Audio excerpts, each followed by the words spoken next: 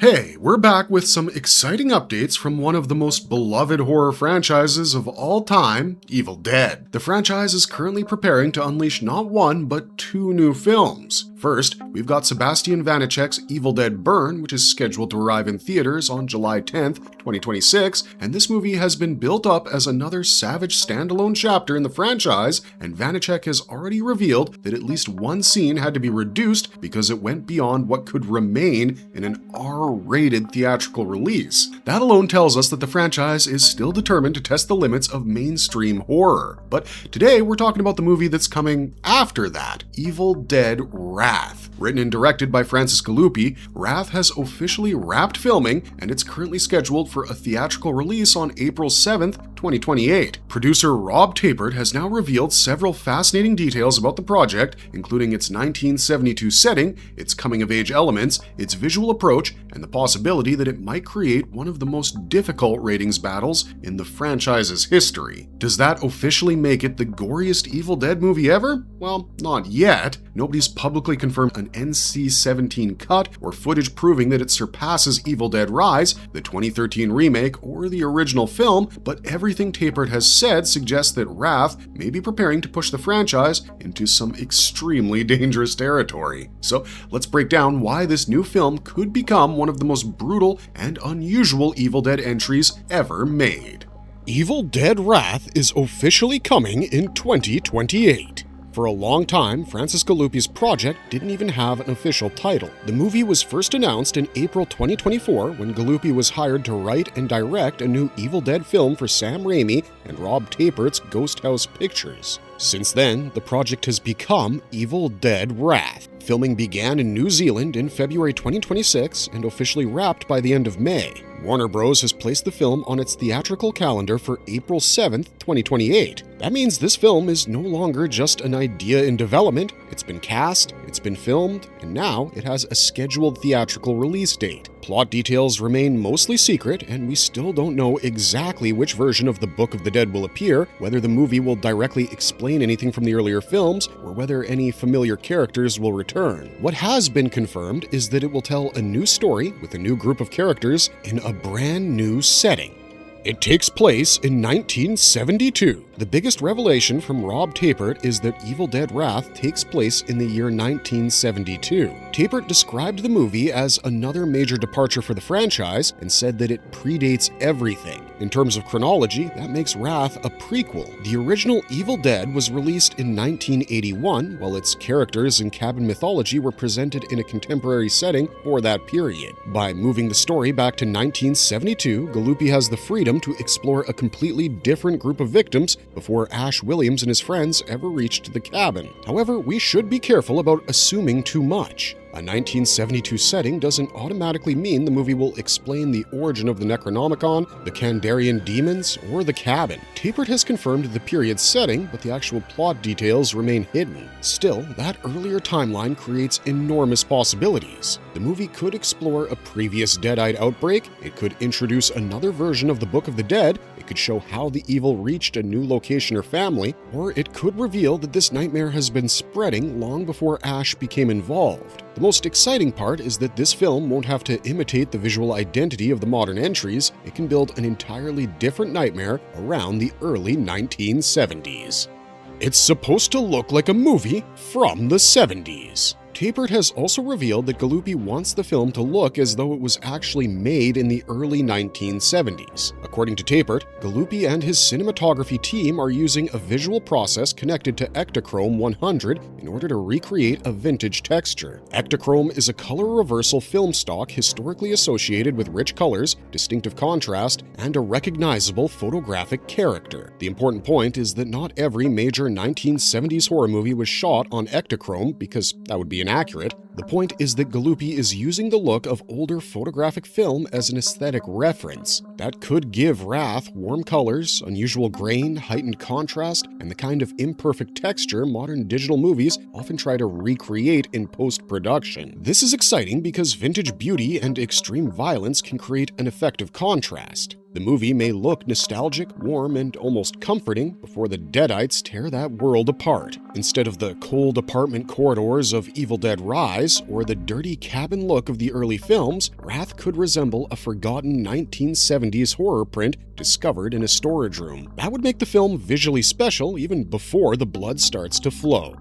Francis Galuppi is a very different director from Sébastien Vaniček. Tappert has emphasized that Evil Dead Burn and Evil Dead Wrath are made by two different directors with two very different approaches. Vaniček is associated with frantic movement, physical panic, and aggressive horror. His previous film, Infested, trapped its characters in an apartment building overrun by deadly spiders and used movement and claustrophobia to maintain pressure. Galuppi's style is much more controlled. His feature debut, The Last Stop in Yuma County, used carefully staged compositions, long stretches of tension, crime thriller pacing, and sudden bursts of violence. Sam Raimi praised Galuppi as a storyteller who understands when to hold an audience inside simmering tension and when to release explosive violence. That contrast matters. Wrath may not begin as a non-stop gore machine. It may slowly build its characters, establish the period, create relationships, and allow dread to grow before everything collapses. Galuppi's deliberate style could make the eventual violence more effective because viewers will have spent time waiting for it. The blood may not simply be constant. It may arrive after long, unbearable stretches of suspense.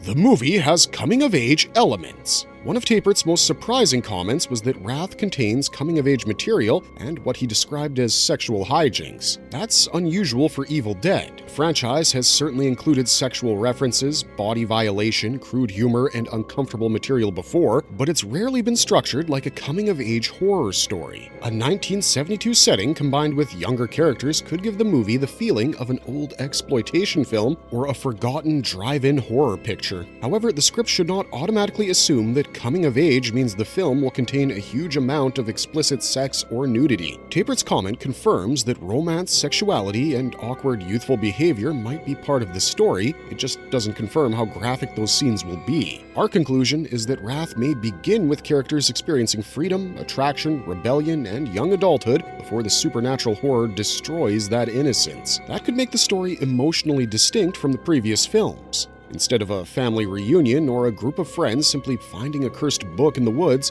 this might be a story about young people crossing into adulthood at exactly the same moment the Deadites enter their lives. The Tarantino comparison doesn't automatically mean maximum gore. Tappert compared Galuppi's style to Quentin Tarantino by describing it as deliberate. That comparison is interesting, but it needs to be interpreted. Tarantino is famous for stylized violence, but Tappert's statement appears to be describing Galuppi's camera language and pacing rather than promising that Wrath will copy Tarantino's excessive blood effects. Galuppi's work often depends on controlled framing. He lets his characters sit inside tense spaces. He delays action. Then, when the violence comes, it feels abrupt and explosive. That's where the Tarantino comparison makes sense. A patient build followed by sudden brutality could fit the Evil Dead universe beautifully. The Deadites are most frightening when the audience has time to understand the victims and the space around them. Galuppi may use stillness to make every scream, dismemberment, possession, and eruption of blood feel even more aggressive. So the Tarantino comparison strengthens the expectation of carefully staged violence. However, it doesn't by itself prove that this will be the bloodiest entry in the franchise. The 1970s horror influence could make it feel grimy and dangerous. The year 1972 places Wrath near the beginning of one of horror cinema's most transformative decades. The 70s produced or helped establish films like The Texas Chainsaw Massacre, The Hills Have Eyes, Black Christmas, Halloween, The Exorcist, and Dawn of the Dead. These films didn't all just share one style. Many of them rejected polished studio safety and embraced ugly environments, damaged families, social anxiety, bodily danger, and characters who weren't guaranteed to survive. A modern movie pretending to be from that era has the opportunity to draw from those textures. Natural lighting, grainy photography, slow burning dread, uncomfortable silences, abrupt violence, messy practical effects, and a sense that the movie itself is slightly unsafe. Galuppi has already shown that he understands retro crime and thriller aesthetics. If he applies that control to Evil Dead, Wrath may feel less like a clean modern franchise installment and more like a forbidden exploitation film connected to the Book of the Dead. Galuppi has already demonstrated his control of tension. Evil Dead Wrath will be Galuppi's second feature film as director after the last stop in Yuma County. That means he doesn't have an enormous feature filmography yet, but his debut proved he can control a confined location, build tension between characters, and release violence at exactly the right moment. His earlier short films, including High Desert Hell, also show his interest in crime, horror, isolation, and characters being hunted in hostile environments. That doesn't guarantee that Wrath will succeed, but it does explain why Sam Raimi trusted him. The Evil Dead franchise doesn't just require someone who can spray blood across a room, it requires a filmmaker who understands rhythm. A possession scene becomes more frightening when the audience knows the relationship's being destroyed. A dead-eyed attack becomes more painful when it interrupts a carefully built sense of safety. Galuppi appears interested in constructing that safety before tearing it apart.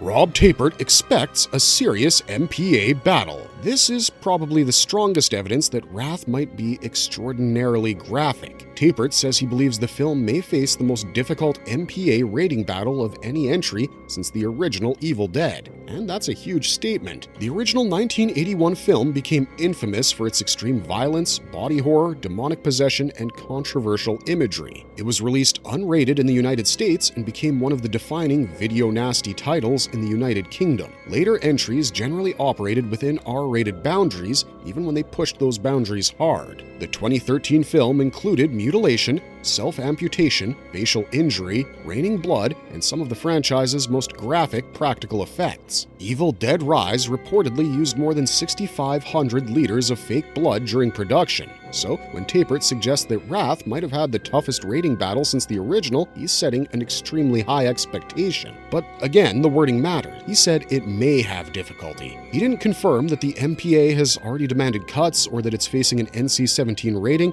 and he didn't declare it officially more violent than every earlier film. Our conclusion is that the people making Wrath believe its content will push the R-rating boundary, and that alone is enough to get horror fans excited.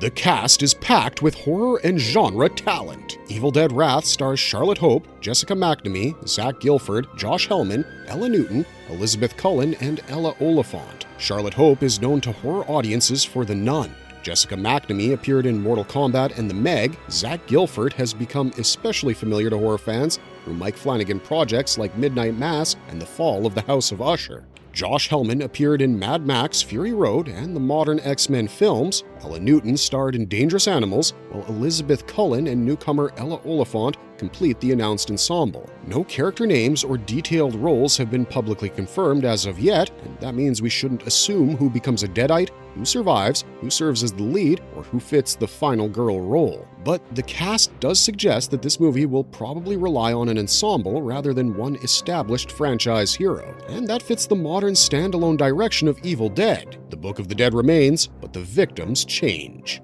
Raimi, Tapert, Campbell, and Cronin are all involved. Sam Raimi and Rob Tapert are producing the film. Bruce Campbell, Lee Cronin, Romel Adam, and Jose Canas are serving as executive producers. That gives Wrath a strong connection to multiple generations of the franchise. Raimi and Tapert helped create the original movies. Campbell was the face of Evil Dead through Ash Williams. Cronin directed Evil Dead Rise and helped prove that the franchise could thrive without Ash as the central hero. And now Francis Galuppi is bringing his own voice into that creative lineage. The franchise is no longer forcing every movie to follow Ash, and instead, the Book of the Dead has become the connective tissue for stories set in different places, eras, and styles. That approach could allow Evil Dead to continue for years without endlessly repeating the cabin story.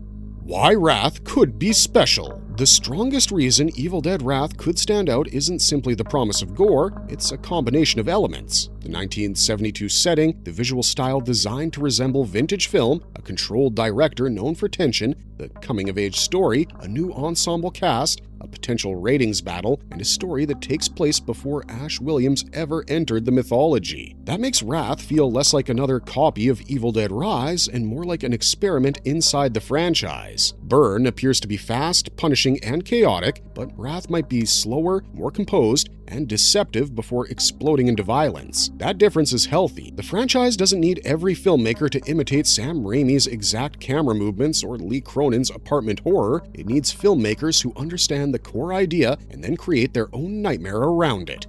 Final thoughts. So will Evil Dead Wrath definitely be the goriest Evil Dead movie ever made? Well, we can't honestly say for sure. I mean, the film hasn't been released, there's been no footage shown publicly, and there hasn't been an official ratings decision made. But Rob Tapert's comments give us strong reason to expect something extreme. A possible fight over the rating compared to the original movie isn't a small tease. Plus, add in Francis Galuppi's controlled style, the 1972 setting, the vintage film aesthetic, and the franchise's history of practical bloodshed, and Wrath could become one of the most distinctive entries in the entire franchise. But before we even get to dig into that feast, we still have Evil Dead Burn on our plates, which arrives in July 2026. Then, on April 7th, 2028, Wrath is scheduled to take us back to 1972 and open up another bloody chapter from before Ash Williams ever picked up a chainsaw. And that's all we got for you today, guys. If you enjoyed this video, don't forget to like, share, and subscribe to the channel. Those little clicks help us tremendously as we continue exploring the darkest corners of the Evil Dead rabbit hole. Thanks for watching, stay safe out there, and remember the magic words, Klaatu Barada Necktie?